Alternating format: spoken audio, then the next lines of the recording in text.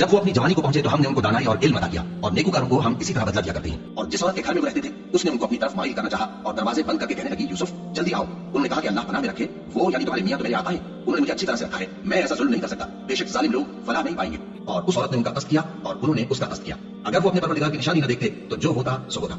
यूं इसलिए किया गया कि हम उनसे बुराई और बेहयाई को रोक दें, बेशक वो हमारे चुने हुए बंदों में से थे। और दोनों दरवाजे की तरफ भागे, आगे यूसुफ पीछे जुलेखा। और औरत ने उनका कुर्ता पीछे से पकड़कर जो खींचा तो फाड़ डाला और दोनों को दरवाजे के पास औरत का खाविंद मिल गया। तो औरत बोली कि जो शख्स तुम्हारी बीवी के साथ बुरा इरादा करे उसकी इसके सिवा क्या सजा है कि या तो कैद किया जाए या उसे दुख का अज़ाब दिया जाए। यूसुफ ने कहा, इसी ने मुझको अपनी तरफ माइल करना चाहा था। और उसके खानदान में से एक गवाह ने गवाही दी कि अगर उसका कुर्ता आगे से फटा हो तो ये सच्ची और यूसुफ झूठा है, और अगर कुर्ता पीछे से फटा हो तो ये झूठी और वो सच्चा है।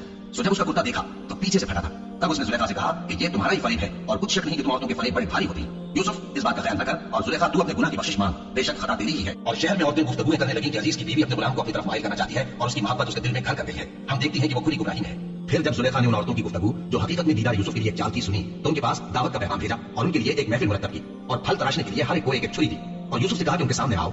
जब औरतों ने उनको देखा तो उनका रोबे हुस्न उन पर ऐसा छा गया कि फल तराशते तराशते अपने हाथ काट लिए और बेसाख्ता बोल उठी कि अल्लाह पाक है, ये आदमी नहीं, ये तो कोई बुजुर्ग फरिश्ता है। जुलेखा ने कहा, तो ये वही है जिसके बारे में तुम मुझे ताने देती थी, और बेशक मैंने इसको अपनी तरफ माइल करना चाहा मगर ये बचा रहा, और अगर ये वो काम न करेगा जो मैं इसे कहती हूँ तो कैद कर दिया जाएगा और जलील होगा। यूसुफ ने दुआ की कि परवरदिगार जिस काम की तरफ ये मुझे बुलाती है उसकी निस्बत मुझे कैद पसंद है।